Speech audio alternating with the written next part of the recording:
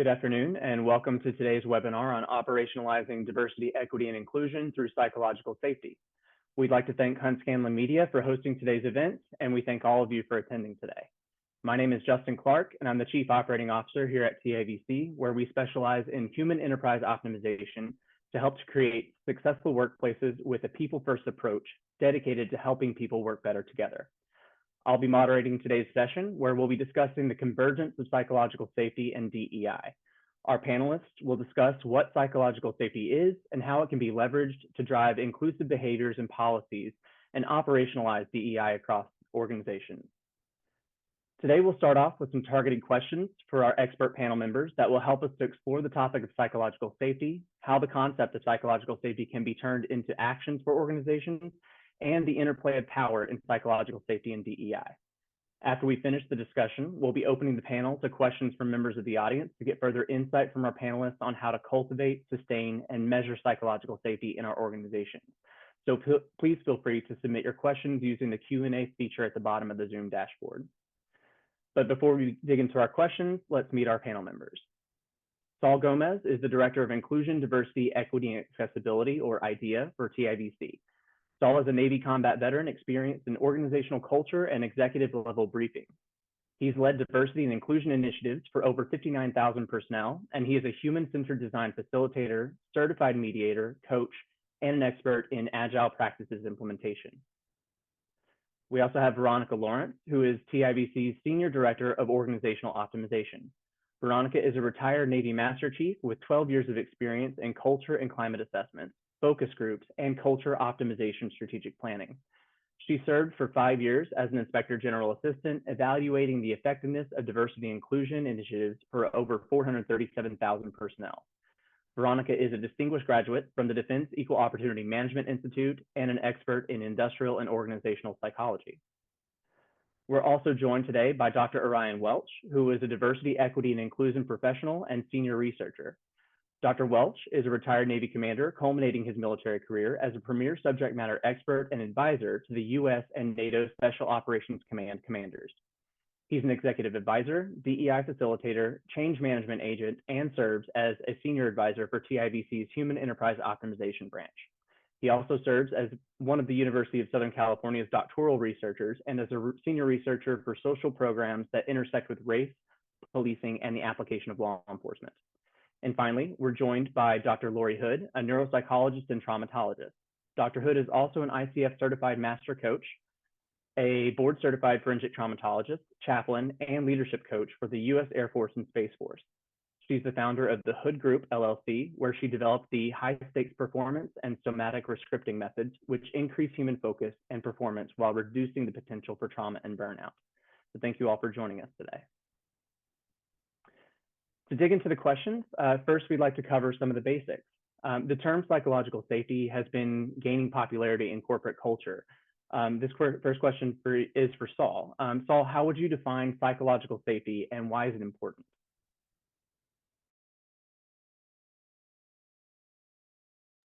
No, thanks for the question, Justin. So I would tell you that psychological safety is in layman's terms, right? The ability to express yourself, to be curious, inquisitive, collaborate and work with people, be resilient, make mistakes, learn from our mistakes, right? Being able to express ourselves without the fear of retaliation, ridicule, being ostracized, and just really being able to bring the best version of yourself to work.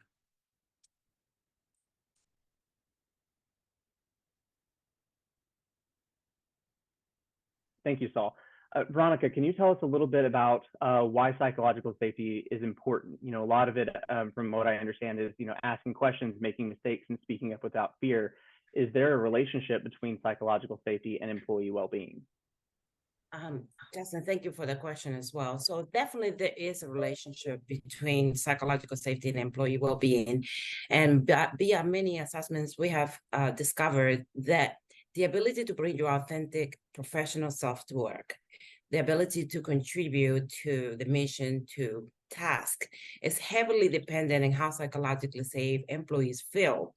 And as a result of psychological safety, you will have a workforce that is most likely to feel engaged, that is most likely to feel like they belong and that they actually contribute to the mission, but also the human relationship and interaction that people have at work that they need to feel as if they are part of the team. Perfect. Thank you. Dr. Hood, do you have anything to add to that? You're on mute, Dr. Hood.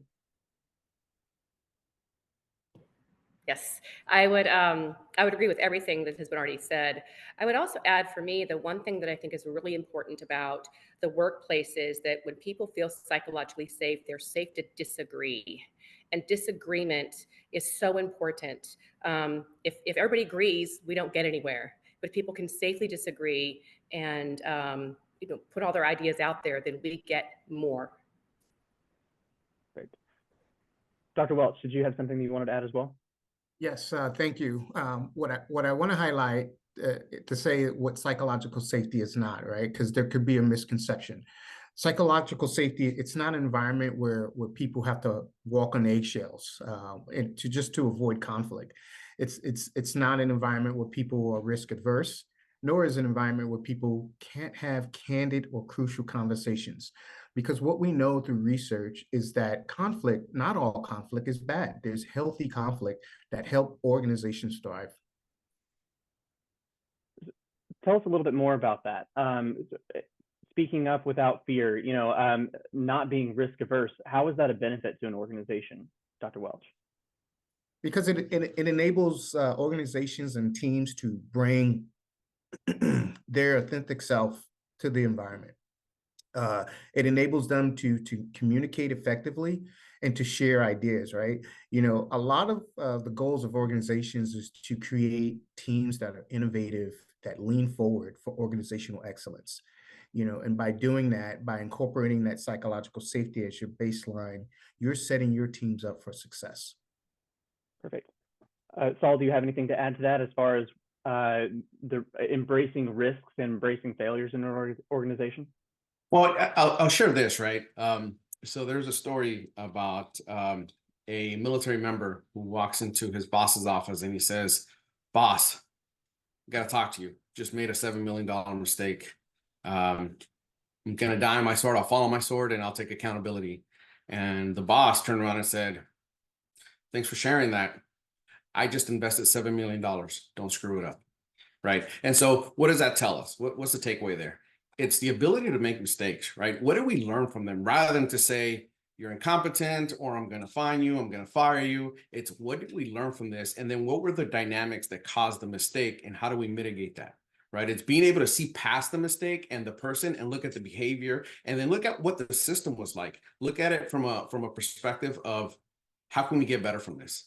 And I think, I would be remiss if I didn't mention, right, our TIVC's model of psychological safety, which is encompassed of 5 elements, right? 3 that cultivate it and 2 that sustain it. And those are inclusion, curiosity, trust. Those are the ones that cultivate it. And to sustain psychological safety at an organization, collaboration and resilience help close that loop in that circle. Perfect. Thank you.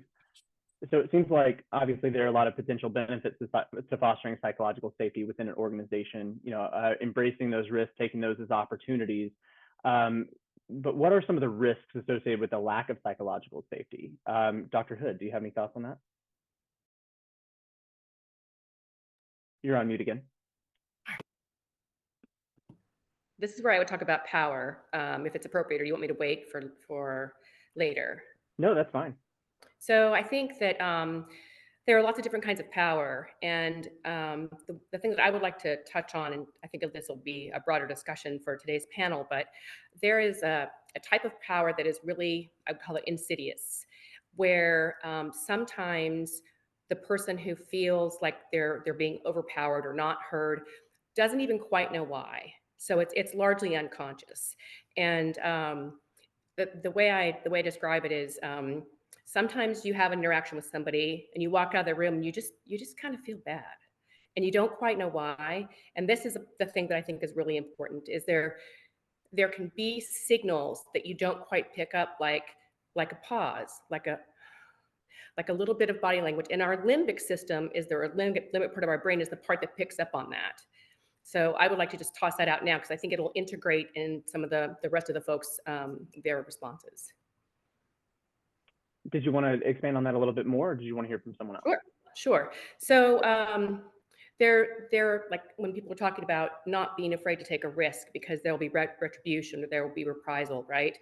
A lot of us, I think most of us kind of know what that is. And we know when we feel it and when we're not feeling psychologically safe.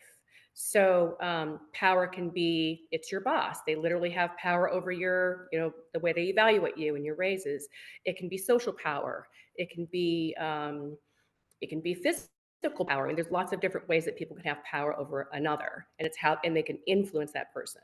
So, but like I said, I would like to delve into a little bit more of the sort of semi-conscious, unconscious things that people can do, the way they stand, the way they lean, how much space they take up, how much time they take up. And with that, I'm going to stop because I'm taking a lot of time. That's fine. Thank you. Dr. Hood, I think that you brought a really great point here when we talk about power. The referent power piece is also important, right? The one that's perhaps not bestowed to you by a position of authority, but rather by, those relationships that you have in the organization. And I think when it comes to power, it is so important in psychological safety and DEI is to create this space where everybody feels psychologically safe to contribute. And when that's not present, then you have the absence of innovation. Then you have the absence of collaboration. You have the absence of that feeling that helps people work better together. And I just wanted to add that to the mix. Thanks, Veronica. Dr. Welch, did you have anything as well? Yeah, I just want to, just an alternative thought here. Dr. Hood, that was great. I think the elements of power can make or break an organization who's trying to create a culture of psychological safety. Because if you look at the elements of power, psychological safety, and DEI, right? I think you create what we call is a triadic reciprocity loop where you have reciprocal causation between each element. They feed each other and they depend on each other, okay? And that power is a main element of that. And we see that in everyday life. I'm going to anchor here just for a second and go off-road just for a minute, just to bring home my point, to give you an example. I did research on a concept called procedural justice, and that is the law enforcement's term on how they deal with their subjects and members of community, right? So for example, if a member of the public receives a speeding ticket, which is a negative outcome, but they were treated fairly during the interaction, treated with dignity, respect, trust, they were given a voice, and the officer remained neutral during the process, but the officer still issued the ticket, the driver is more likely to feel that the encounter was fair and less likely to contest the ticket, right? So you see the use of power and how that potentially could make or break an exchange. When you use it for positive, you put a deposit in the bank of trust, right? You are laying a solid foundation for creating psychological safety. So that's interesting that you mentioned, putting the deposit in the bank of trust, because I remember Saul just mentioning that trust was one of those elements of psychological safety. Saul, can you help translate that a little bit into like the corporate environment and how trust is important in building that psychological safety and what that means? You're on mute. Absolutely. So trust is one of the elements of TIVC's psychological safety model, right? And so what does that look like, right? What is that trust like? Well, it's cultivated, right? It doesn't just happen, right? You hear a lot of people saying trust is earned. Well, it is. And how do we do that? So if I am a person in an organization and I have power and influence, or one or the other, and I see that, Dr. Hood is being shunned a lot and we're in a male-dominated environment, I can use my power and influence and say, hey, hold up, Larry. I think Lorie had something to say. Hey, Lorie, can you share a little bit more about that? You mentioned that a little bit earlier. I want to go ahead and say that, right? So that's the next person up or showing up or standing up, using my power and influence to redirect that platform to give somebody else who may be marginalized or underrepresented a voice. It can be later on reaching out to that person that was shunning, Dr. Hood and saying, hey, did you miss that? And lead with empathy, right? Or trying to gain some understanding. What was it that caused that shunning? While also using my power and influence to alleviate the situation, or at least create a more equitable playing field. Veronica, did you want to add to that? I actually did, and I really like to clarify when it comes to the model of the element of trust. We're looking at this from the perspective as it pertains to psychological safety, not as a one-on-one trust, but as a group collective trust. And what that means is that each one of us have different experiences according to our positionality, epistemology, and all the other things that make or your social identities. And so if I come here and say, just I had really bad experience with Justin, for example, I haven't, but I'm just saying. And all of you have a great experience with Justin. There's gotta be trust that how I experience and I'm relating this as the person that was the recipient of that interaction, that there's some reliability to the story that I'm telling. Not that it's necessarily the absolute truth, but that there was something there that made me create that perception. So when we're telling the story of conflict, when we're talking about diversity and how diverse people experience diverse situations, people's like, well, I never had that happen. So that person is not who you said. It's invalidating and it's diminishing the trust on the experiences of others. So in psychological safety, what we're trying to really do is create a level of trust where I say, not Justin, you're right, or Veronica, you're right, Justin is a bad person, but I said, I believe that you have an experience. I believe that that experience was negative to you. And that increased the trust in the group so that when the experiences they differ, we can definitely still get a consensus and get to the truth, perhaps, or what certainly happened. And Orion, I think you have something to say, so I'll pass it to you. Yeah, I want to bring up in regards to power, as we're having this discussion, there's individual power and there's collective power, power in groups. I'm sure Dr. Hood could expand on this. But I want to point out, typically, when we deal with issues that don't directly impact us, we tend to stand on the sidelines, right? But we need to understand how we can use that power for good. So say, for example, the issue with gender pay equity, right? It may not, as a man, I may think that, oh, that doesn't affect me. That's only going to affect Dr. Hood and Ms. Lawrence. But the reality is, I have to get off the sidelines and I have to ally with them to speak the truth to power, right? Because what we don't see is that it does affect me, it does affect Mr. Gomez, it does affect Mr. Clark, and we have to use that power appropriately. So I have a story, if you don't, yeah, please. So I remember one morning I was up really early. I went to get something from the 7-Eleven up the street. I was out of milk, and I was waiting in line, and there was a group of men who looked they were going to do some sort of construction work or something, and they were all really interested in that, and they were huddled and they were talking and everything, and one of them looked around and saw me and went like, and they all just like parted, and I was like, so that is something that is, my opinion is, because I'm a white woman, and of course I said, oh, I'm in line, I'm waiting, but it's also what Saul was saying is it's moving things that he can move if he has more power, right? But it's also modeling for everybody else that when we do the right thing, we're modeling for anybody who's standing around, right? Whether they have social power, or, whatever power or not. So I think that's important too, is that it's the modeling aspect. And I think that goes hand in hand with trust, right? When we do that, when we step outside of the sidelines and stand in the gap for others that can't, right?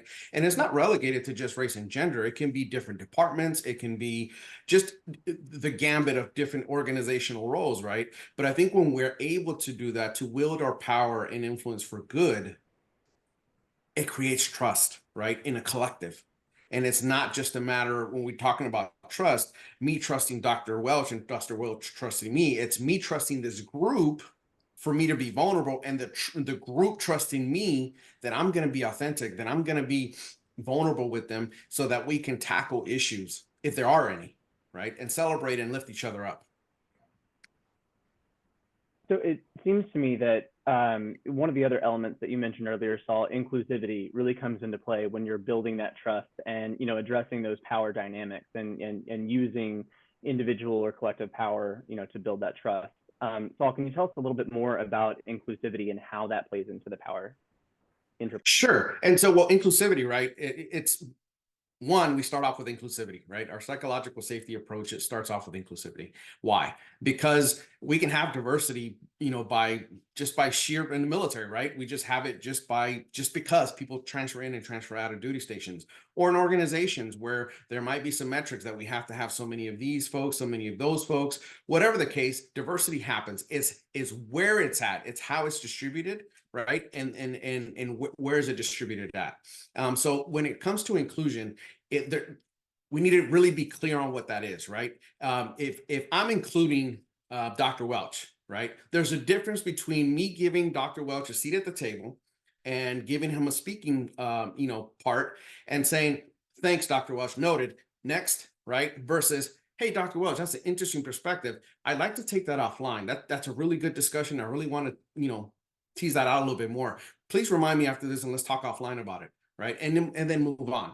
Which of the two scenarios feels more inclusive, right? And so am I making the person feel valued as a person? Do I feel included and valued? Like my contributions are being valued? And I think that's really, really critical, because unless inclusivity is actually happening in that way, right? How can we be curious? How can we be inquisitive, much less start trusting the organization, right? And so they're iterative. It starts with inclusivity. If I feel included and I feel valued and I feel like I can contribute, then maybe I'll be inquisitive and curious. Hey, why don't we do that way? Is there a better way of doing this? Have we ever considered this, right? Because if it's not broke, don't fix it. Well, okay, but can it be improved? And so I think inclusivity is kind of the first domino in that domino effect, right? That leads to curiosity and then trust. So that's a really interesting point that you bring up. Let's talk a little bit more about the curiosity, because what I'm hearing really sounds like when you're including people into the conversation, you're including those more diverse perspectives and different ideas of how to approach a problem or how to approach a process. The next thing in line would be kind of fostering that curiosity.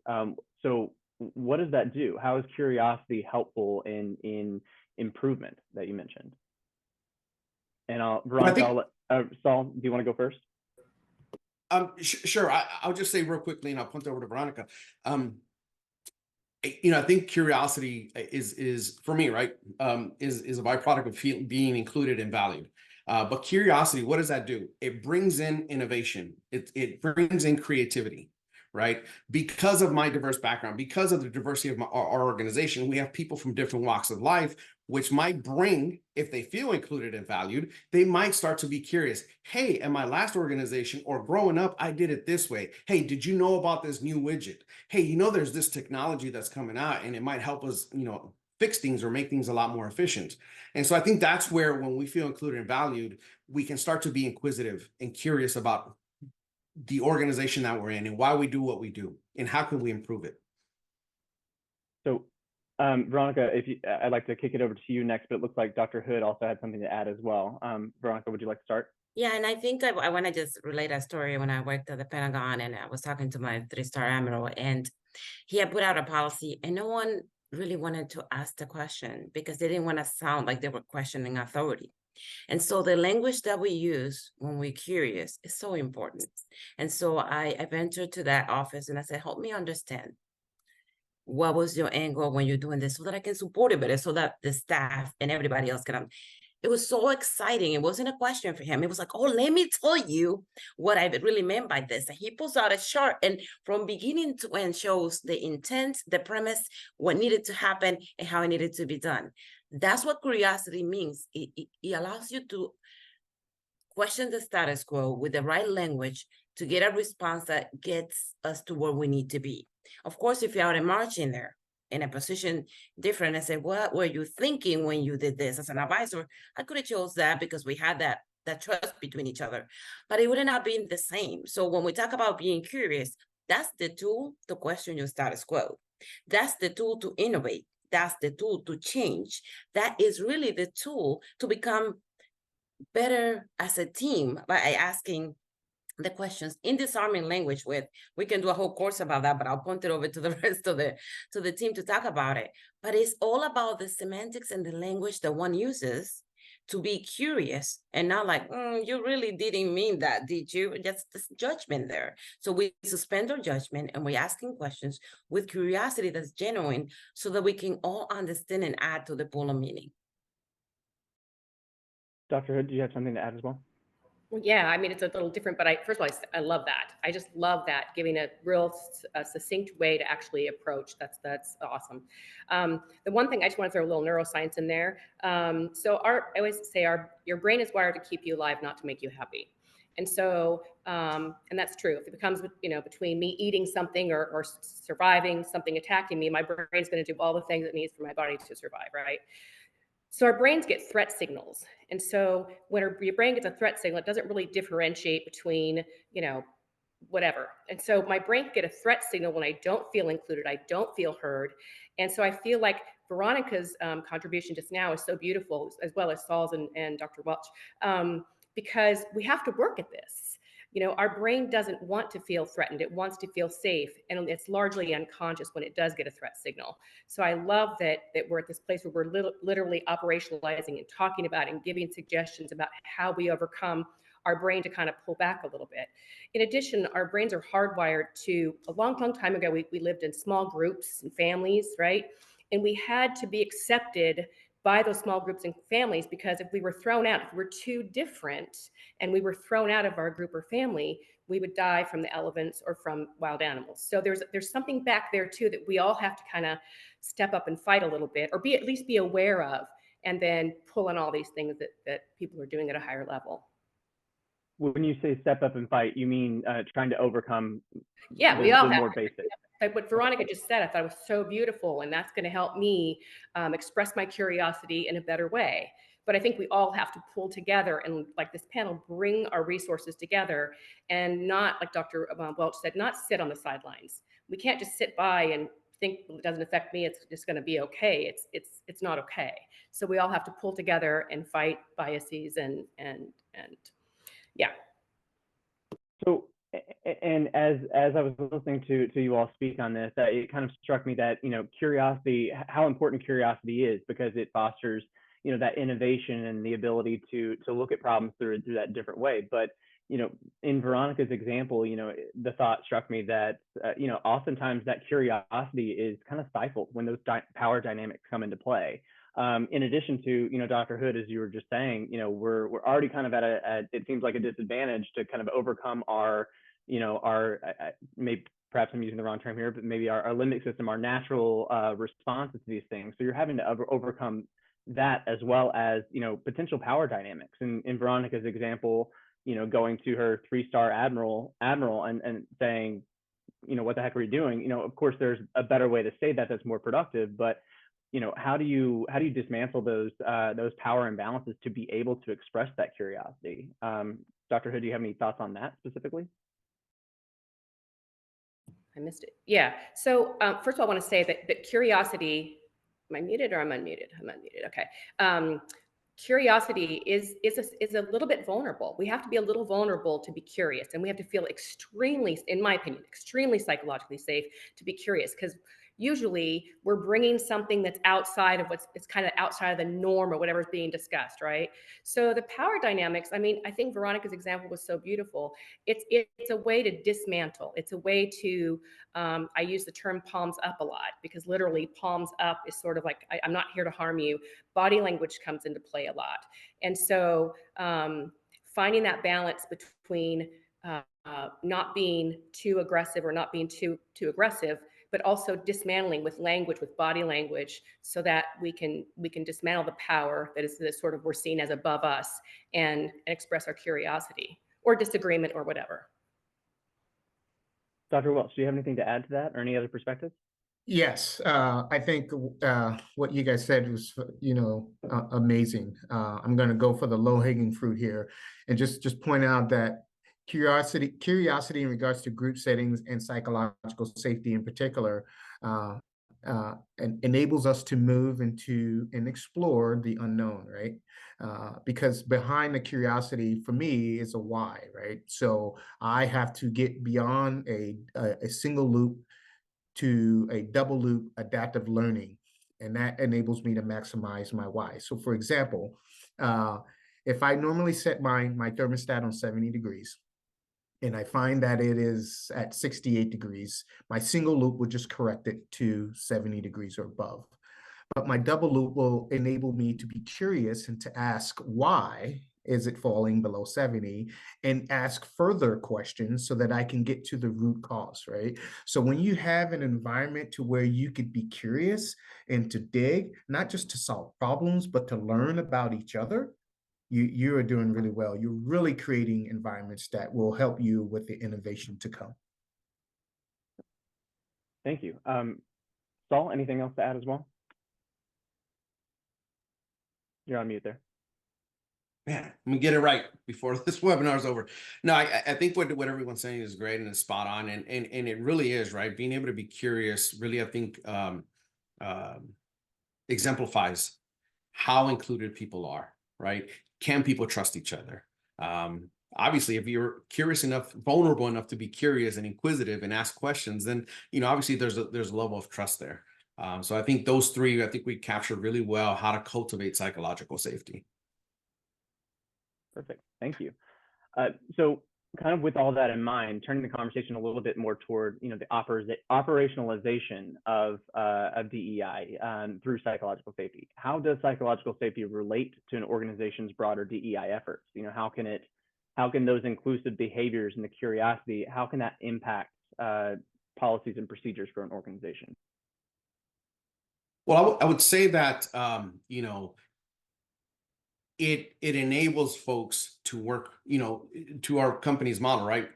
Helping people work better together. It enables people to come together and actually there's such a thing called, healthy levels of dissent. We can have dissenting opinions. And I love what Veronica does, in our engagement.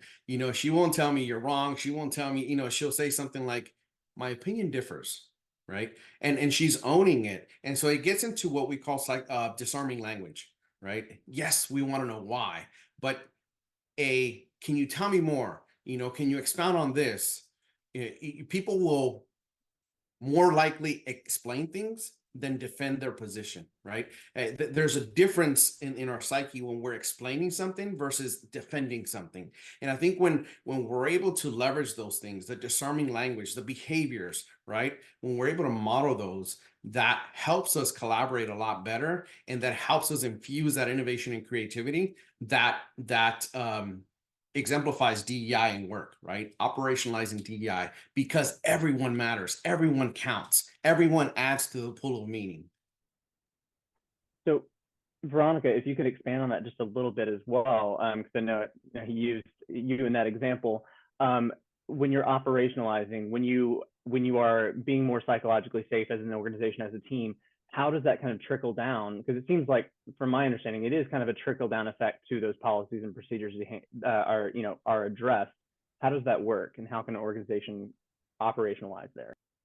I'm glad that you asked the policy question, Justin, because in a lot of spaces, we know, and let's just be very frank here, DEI topics could be polarizing. They can create stress. And of course, this is why psychological safety makes sense, to allow us to have those tough conversations, what we call crucial conversations about the things that matter. When we go to policies, I think that there's a lot of blind spots. I don't think that people sit in a room and make a policy or procedure with the intention to exclude, but there's blind spots depending on who's included and who's sitting at the table. And so how do you put this into operation? I would definitely share another story that I think brings this to light. I was also sitting in a room where I was the only female and the only minority, and policy was being created about a certain process. And in the process of making this policy, there was no consideration to diversity of other folks, of minorities and women and stuff like that. So I simply asked the question, okay, but this policy is only applicable to a people of a certain rank, and people of that certain rank share a certain demographic. And what happens if is this a privilege or is this a right? And of course, there was a huge debate on the table. Are we doing this because it's a right? And then I know, well, it's not a privilege. but the policy was exclusionary in nature because the people that had the power to make that policy were not able to see other perspectives.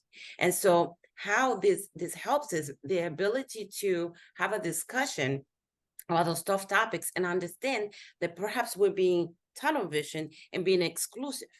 And if we call all the people to the table, stakeholders, and all the folks that have diverse and dissenting opinions, we can make more inclusive policies. Let's just talk about paternity leave, for example. I was in the military for a long time. Women can take maternity leave, but the parents could not. The males, they were like, well, not. Now we have paternity leave. So that's a policy that is inclusive of both sides because it goes into the patriarchy and takes away the idea that women are the sole care providers for children, correct? But when the policy was made with the idea that women are the one that have the children, they're the one that have to care for them. And now that the spouse, the husband or the other person gets to stay home, then we have a couple taking care of that. So those are the type of policies that were made with good intentions, but we're not inclusive of the holistic unit or the family or who's responsible. So there's a ton of policies that can benefit from this that are made. How is that going to affect those who are not the majority? Or how is that going to affect the group holistically? And I think that's the point of putting into operation DEI using psychological safety, is having that space where everyone can have a conversation about how that affects them. And they tell the stories, we hear narratives, counter narratives, we hear dissenting opinions, and we come up with procedures that are more inclusive to the workforce. So it really is, like I said, that trickle-down effect. Then, you know, if you're bringing more people to the table, including more diverse opinions to the conversation, then organizations and teams are going to be able to look at those policies and procedures with that broader, you know, aperture, if you will. Is that what you're saying? Perfect. Dr. Hood, did you have anything else that you wanted to add on this? I wanted to add two things, but I'll just start with the first one and see if we still have time. So I was noticing that when Saul was talking about inclusion, when Veronica was talking about inclusion, their face brightened, their eyes brightened, they had a smile, they're open, and there is a inclusive feel. It's genuine, and part of my struggle with this is that you can't really fake it. You really can't fake this stuff, nor should we, right? But I mean, that is the kind of feeling I want from someone what I need from someone when I feel included. I see a face like Saul's, like Veronica's, like Dr. Welch's, in terms of the smile and the body language and the excitement and the enthusiasm. It's real. They can't fake that. It's coming from the limbic part of their brain, right? The other thing I wanted to touch on, just if we have still time, is language. So language is so important. And when you say a word, especially words that we've been using, privilege or even power, I was a little worried about that. People will perceive that they attach their own meaning to it, right? So that's why operationalizing things is so important, and operationalizing definitions. Power means this, or privilege means this. And so that people understand exactly what we're talking about, and we have more of a understanding across language about what we're really referring to.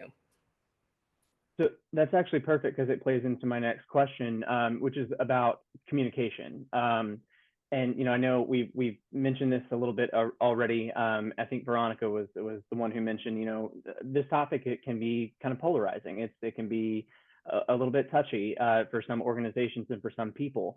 But for organizations who, you know, are trying to address psychological safety and DEI efforts, you know, where does communication come into play? Dr. Welch, you know, where does communication, how important is communication? You know, how much or even how little should an organization be sharing with their employees, and why? So two streams of thoughts here. I'll answer this one and I'll go back to what the group had said before. I personally think the more you share, the more you're going to create buy-in, right? I also think that if you create a culture of openness and transparency, it's going to empower your employees to contribute to the organization's success. And I say that because there's 4 realizations happening at the exact same time as I say this. Number 1, empowerment could improve your workplace morale, right? It could cultivate a sense of unity because your employee is going to feel more vested in the company, as I mentioned. Number 2, it's going to make your employees more apt to do their best work, to show up ready to go and contribute. Number three, it incentivizes your employees to step up and lead. And then lastly, number four, when your employees understand the why behind things and communication, it leads to less speculation and more trust, right? So it's that buy-in that's the center of gravity to your employees' contribution. Now, you mentioned, but take a step back. You mentioned using psychological safety to operationalize DEI, and I want to make an important point. I think psychological safety is the elixir of DEI, right? It's a force multiplier. Because if you use it correctly, it can amplify your organization's DEI strategies and outcomes without ever having to say the word DEI, right? And that's important, especially if we consider today's headwind in regards to DEI. Now, I would also say that it's imperative to kind of link your organization goals and communicate the value linking, because it's going to speak the language of your C-suite. You're going to align everyone together. So when you're looking at things like, how does an organization make money? How does an organization save and reduce costs or reduce risk? It's all done through psychological teams that are diverse, equitable, and inclusive. When you start having the conversations about labor strategy and filling growing demands, it's all done through psychological teams that are diverse, equitable, and inclusive. And you have to communicate that effectively. Perfect. Dr. Hood, did you have something to add to that? Yeah, I was just going to say that's right back. I mean, it has to be real. It has to be real. It's just something you can't fake. And I don't want to throw a wrench in the works here, but maybe I'll toss a wrench in the works here. One of the things that I think that people do, or companies have done that really doesn't work, is that they'll come up with a DE&I. In fact, I had it happen to me. I came up with a DE&I course, and the company wanted it from me, and they put a person of color on the thing, because that was the target group they wanted to get to at least perceive they were doing DE&I. That kind of stuff I don't think works. I think it has to be genuine. It has to come from a place of wanting to be inclusive and wanting to learn and wanting to be different. And the other thing I just want to say is that we're all individuals. We, researchers, I'm a researcher as well. We research groups, we research samples of populations. And so we research groups of people, but everybody in that group is not the same. Everybody's an individual. And I think getting to the individuals in your corporation, getting to their lived experience, just because one person who is, experiencing things one way, doesn't mean that everybody's going to perceive it that way. And I think that also demonstrates that I'm interested in you as an individual, as well as you as a part of this team. Justin, can I add something else on communication? I know we're Please. coming to time, but Saul and I talked about this on a constant basis, and I think it's so important. And as an investigator, I spent a lot of time, and my leadership used to say, well, I cannot talk about things that are happening in the organization because I need to protect the confidentiality. And, we want to make sure that, if there's a complaint about discrimination or about, not being inclusive, that stuff is all private. And I'm going to just tell you, the secret is everyone is talking about it. In fact, the less you say, the bigger this monster becomes and the more embellished it becomes. And so I used to tell the leadership when I gave them advice, oh my goodness, just be transparent about what you cannot be transparent about, and to be transparent about the things you stand for that are not in line with the behavior that's being investigated. The silence is the problem. And so in communication, yes, you can protect confidentiality. You can allow people due process. And at the same time, you can protect your culture by saying, we understand something happened. Here's the stance of the organization as a leader. This is what I expect my folks to do. And once the process is complete, we'll let you know what we can, and that's it. And you're still able to have that conversation. The times that TIVC assess organizations and we find issues, the majority of the time, it's not the issue itself, it's what was not said about that issue, what was not communicated that corroded the culture. Saul, did you have something to add to that?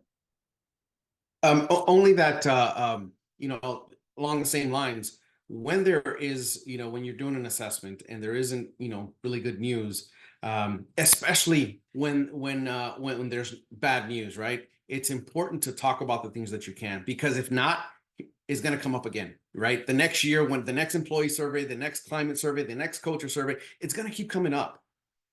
And so, especially if there are things that come up that can be invalidated, talk about them.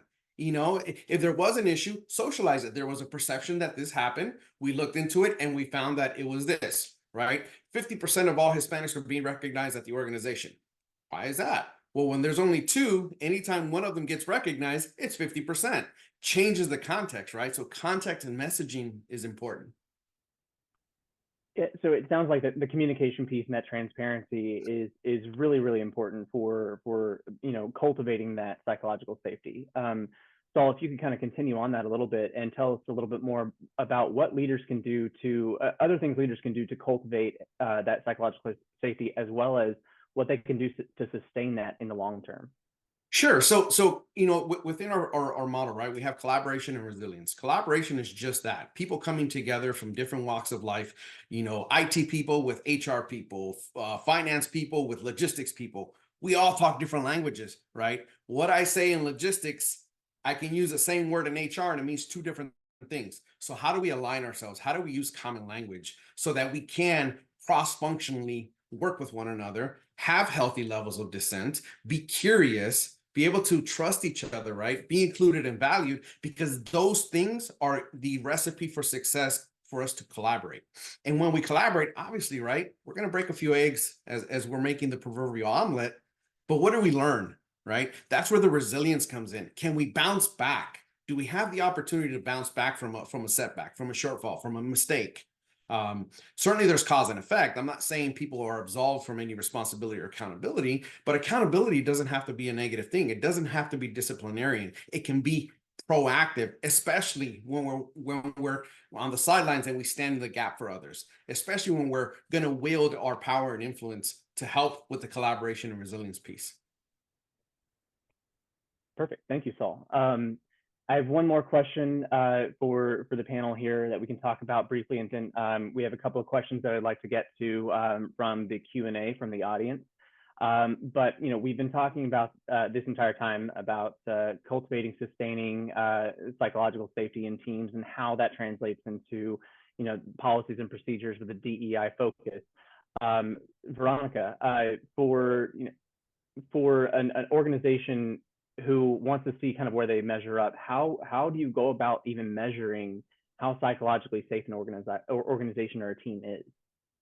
So I think it's important to do a baseline assessment. That's very important. And, we have designed a way to measure the elements of psychological safety and how present or absent are they within workforce, within teams, and with other folks.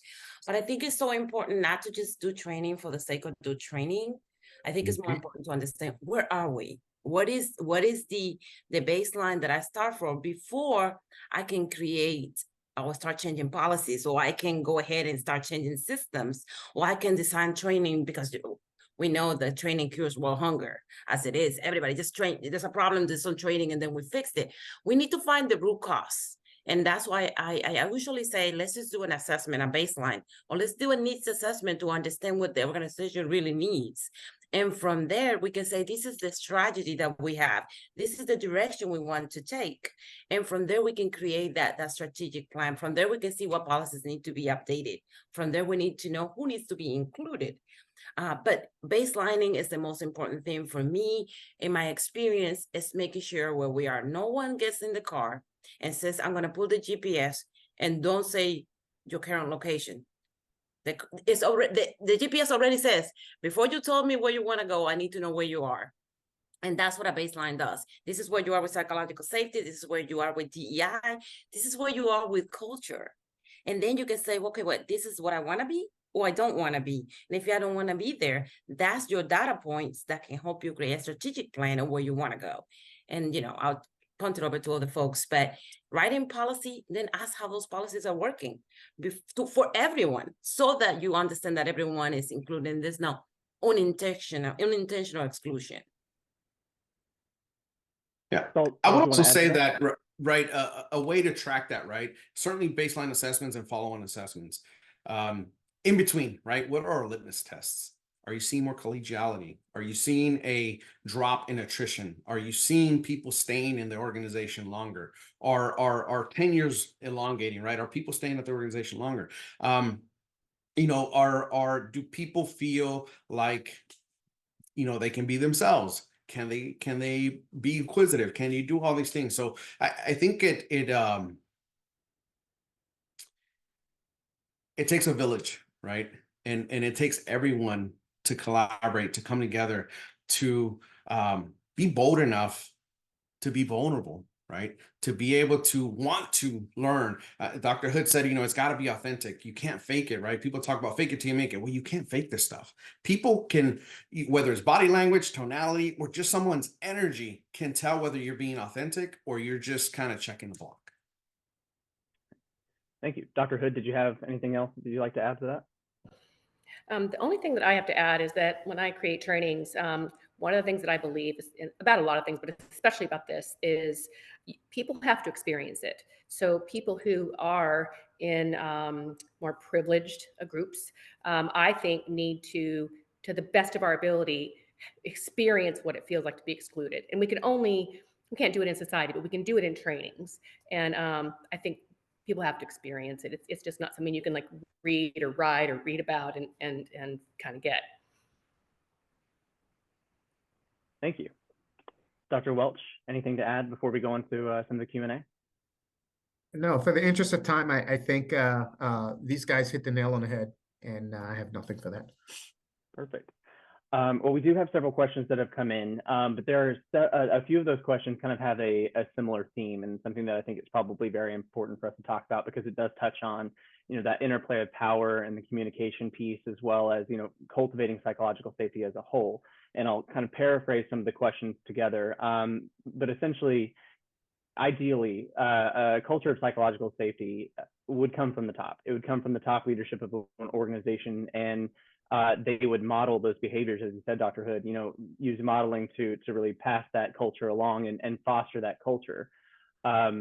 A lot of the questions that we're seeing are coming in about, have to do with, what do you do if your top leadership doesn't seem to care about psychological safety, doesn't seem to care about DEI as a whole? Is there something that members of a team or leaders of a team, in middle management or something like that, how can you foster psychological safety without that top level buy-in? Is that possible, and how do you do that? And Dr. Hood, I'll actually start with you, if you don't mind. Yeah, I think it's really hard if you don't have buy-in. I think it's really, really hard. But you just, in my opinion, you just have to show them research. When we do not include a diverse group of people, we don't have everybody at the table with appropriate dissent, with curiosity, with all the things we're talking about, we lose. And even to the point where corporations lose their bottom line, they lose money. And to me, it's so simple. If you look at the research and you show the research, people who use their folks in terms of their, including their ideas and listening to what they say and valuing them and helping them feel like they can be vulnerable and be curious, they are more successful. And if you have to go there, you have to go there, but yeah, I think that's one of the easiest ways to get to the top leadership. If they're really invested in their company being successful, you have to leverage diversity. It's been in the research for decades. So, and that kind of drives to the next piece of the question as well, showing the operationalization of that difficult word. I'm surprised it's the first time I messed it up that bad, excuse me. Saul, can you speak a little bit more to that? What is someone who wants to kind of prove the case to upper leadership that this is worth it, that this does affect the bottom line from a business perspective? Well, so I'll tell you this, right? And I'll share a quick story. There's a saying, right? I'm from the show me state. I can show you better than I can tell you. And so when I was still in the military, I tried to introduce agile frameworks, right? Scrum, human-centered design. And it's great. People loved it, but it was too the label, right? They were caught up, they were wrapped around the axle around Scrum, around human-centered design, around agile. Oh my God, another certification. How much is it going to cost? How long is it going to? Well, so there was a lot of resistance, right? We're creatures of habit, and we resist change. And so how I was able to introduce it was bite-sized pieces. Rather than to call it Scrum, I just introduced a stand-up. We're already doing roll call, so let's just introduce a couple other practices or principles to it. And pretty soon people were saying, hey, Saul, you need to patent this. You need to, teach this. This is awesome. I'm like, yeah, it's called Scrum. You've been doing it for the last 90 days. It was like, what? Wait a minute. We've been doing Scrum, that thing yes, that. So I think, to that point is it's experienced, right? What does it sound like? What does it feel like? What does it look like in practice? And I think it does start with the top, right? It's everyone's responsibility, but the leadership has a responsibility to model those behaviors, because a lot of times, right, we say certain things, but are they aligned with are our actions aligned to what we're saying? Are our actions of our leaders aligned to the policies that are promulgated at an organization? Once there's that alignment, there's a saying, right? The interest of my boss fascinates me. So if the boss is being psychologically safe, maybe we don't even call it that, but it's just practices, it's just behaviors that are conducive to fostering and sustaining psychological safety. Thank you. Dr. Welch, did you have something to add as well? While you come off mute. Yep. Let me just jump in and say, as I mentioned earlier, unfortunately, a lot of leadership in organizations, they are stuck on, we've always done it that way, right? And we know that in today's age, if you're not willing to change and you're not adaptive, you're not going to survive, right? You're not going to be disruptive in the market. You're not going to make achieve the goals that you're truly capable of doing. As I mentioned earlier, you have to link those goals, your goals together, link it to your core values. And when you start linking things and you start communicating those linkages, you start to get the attention of your leadership, especially when it impacts their bottom dollar. For example, I think that, many people think that creating customer satisfaction is the goal of an organization. That is the lowest goal you could set for an organization. I think creating a greater obvious value for the organization is where you should aim, because when you aim for that, customer satisfaction isn't automatic. So you have to be able to communicate how incorporating psychological safety, how incorporating human-centered design and well-beingness and DEI and all these other things, link it to other goals of the company. Sure, and I think I believe Dr. Hood mentioned there are many studies that really show the direct effect of the inclusive and psychologically safe and diverse teams on that bottom line. So maybe it's kind of using that to create a case. Really quickly, Veronica, I just wanted to see if you had anything to add on that topic before we close out. Yeah, I think what everybody's referring to here is interest convergence, right? And so that's very important, meaning that if we say DEI, if we say the psychological safety, where is the intersection to the bottom line? Because at the end of the day, I've been in that situation where my boss is like, I really don't, not now, but in the past, it's like, well, I don't care how people feel. I just want them to do the job. Well, they have to feel good and they have to feel like they're valued to do the job. And so this is important because of that. So being able to articulate the interest convergence, if you want to attract the workforce of 2030, which is the Gen Z who is 51% more diverse than any other generation, then you have to be inclusive. And you had to be able to bring all these generations together to the same space to work collectively and successfully together for the mission. And so there is language that can be used. There are numbers. There's all kind of things. What I would say is one communication style will not work. Then try many. Try the interest convergence. Try these other ways. Let's just not give up on being inclusive, because I think it's key to success.